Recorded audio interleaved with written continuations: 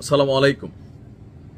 সবকিছু রেডি, মানে নির্বাচন আয়োজনের প্রস্তুতির যে যে সেক্টরগুলো বা রাষ্ট্রের যে অর্গানগুলো আছে কাজ করার, প্রত্যেকেই প্রস্তুত। ইভেন ডক্টর মোহাম্মদ ইউনূস সম্প্রতি যে কয়েকটা বিদেশ সফর করেছেন, যুক্তরাষ্ট্র, ইতালি, যুক্তরাজ্য, প্রত্যেক জায়গায় তিনি বলেছেন আগামী ফেব্রুয়ারিতে নির্বাচন হবে। বাট গতকালকে জুলাই সনদ অনুষ্ঠানের একটা বক্তব্যের ফাঁকে উনি যে বক্তব্য দিলেন, পাশাপাশি এনসিপি গতকালকে যে প্রোগ্রামে গেল না, অথবা দুজন উপদেষ্টা যে তারা গেলেন না, যারা এনসিপির সাথে কানেক্টেড, উপদেষ্টা আসিফ এবং কি মাহফুজ, এবং কি এটা নিয়ে একটা বক্তব্য আসলো যে নির্বাচন কি তাহলে আসলে রাইট টাইমে হবে। এখন আমরা কেন এই পারসেপশনটা সামনে আনলাম? ডক্টর মোহাম্মদ ইউনূস গতকালকে যে কথা বলছেন, তিনি যদি এইভাবে ছাইরা দেন তাহলে নির্বাচন ফেব্রুয়ারিতে হবে না। দেখেন, একটা জিনিস খেয়াল রাখতে হবে, যত মত তত পথ, কিন্তু অতি সন্ন্যাসীতে আবার গাজন নষ্ট হয়।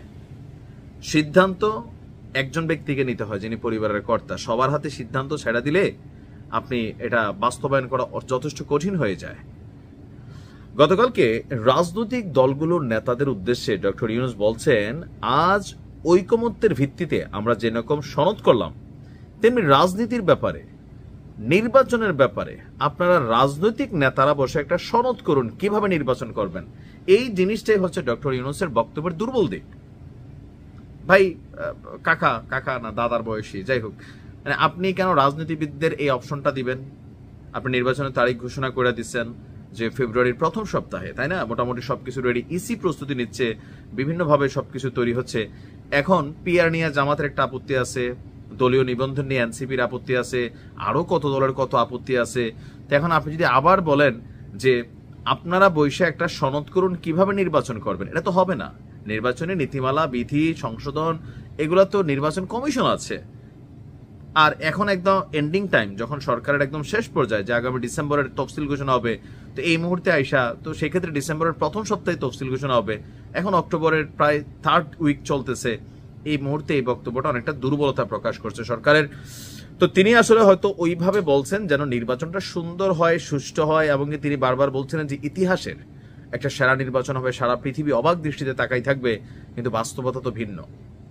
সম্ভবত ওই বাস্তবতাটা তিনি অনুধাবন করতে পারতেছেন, সেই কারণে তিনি চাচ্ছেন তার সরকারের অধীনে এমন একটা নির্বাচন হোক। আবার কেউ কেউ অন্তর্বর্তী সরকারের দাবিও রাখতেছে যে না, ইউনূস সরকারের অধীনে নির্বাচন না দিয়ে একটা অন্তর্বর্তী সরকার গঠন করা, সেই সরকারের অধীনে নির্বাচন হবে। তো তিনি বলছেন যে যেমন তেমন করে নির্বাচন করলে তো আবার পুরনো জায়গায় ফিরে যাওয়া, এত কিছু করে লাভটা কি হলো তাহলে? এই কথা লিখে আমার কি লাভ হলো? কথা লিখলাম, কথা মানলাম না, কাজের মধ্যে দিয়ে গিয়ে মানলাম না। কাজেই আমার অনুরোধ, আপনারা আবার ঐকমত্য কমিশন বলেন, কমিটি বলেন, নিজেরা বসুন যে নির্বাচনটা কিভাবে সুন্দরভাবে করবেন, উৎসব মুখর করবেন, ইতিহাসে স্মরণীয় হয়ে থাকবে। এখন ওনার বক্তব্যের পরবর্তী অংশটা ছিল, যে সুর আজকে আমরা এখানে বাজালাম, সেই সুর নিয়ে আমরা নির্বাচনের দিকে যাব, ঐক্যের সুর। আসলে সারা পৃথিবীর কোথাও এরকম রাজনৈতিক দলগুলোর মধ্যে ঐক্য হয় না। খোদ মার্কিন যুক্তরাষ্ট্রে আপনি দেখেন ট্রাম্প কি ধরনের এলিগেশন আনছিল বাইডেন সরকারের বিরুদ্ধে, আবার বাইডেন সরকার এখন কি ধরনের এলিগেশন আনছে ট্রাম্পের বিরুদ্ধে। সো রাজনীতিতে যেই দল ক্ষমতার কাছাকাছি গিয়া মনে হবে তারা ক্ষমতায় যাইতে পারবে না, তাদের কাজই হচ্ছে নির্বাচনকে প্রভাবিত করা, বাধাগ্রস্ত করা, অথবা নির্বাচন নিয়ে প্রশ্ন তোলা। যতই ফেয়ার নির্বাচন দেন, যারা হারবে তারা বলবে যে কারচুপি হয়েছে, সরকার অমুকের সাথে হাত মিলেছে, তোমাকে এটা করছে।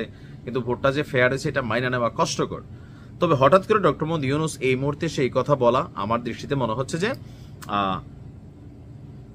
একদম পুরোটা ঘর লেপা দরজাটার সামনে আইনা তিনি ছিটকাই ফেললেন। এই ছিটকানোটা যদি রাজনৈতিক দলগুলো মনে করে সরকার দুর্বল, তাহলে কিন্তু ছোবল দিবে। আর এই ছোবলে যদি তিনি ফেব্রুয়ারিতে নির্বাচন করতে না পারেন কোনো কারণে, ওনারও কিন্তু খবর হয়ে যাবে। নির্বাচনে অনেকেই বলেন যে ফেব্রুয়ারিতে নির্বাচন হবে না, বাট আমরা যতটুকু আয়োজন সরকারে দেখছি, আমার কাছে মনে হচ্ছে না, ফাইন। বাট আজকে আলোচনাটা একটু তো স্ট্রেস, বাট কিছু না কিছু তো ক্রিয়েট করে নাকি? আপনার কি মনে হয়? ভালো থাকুন।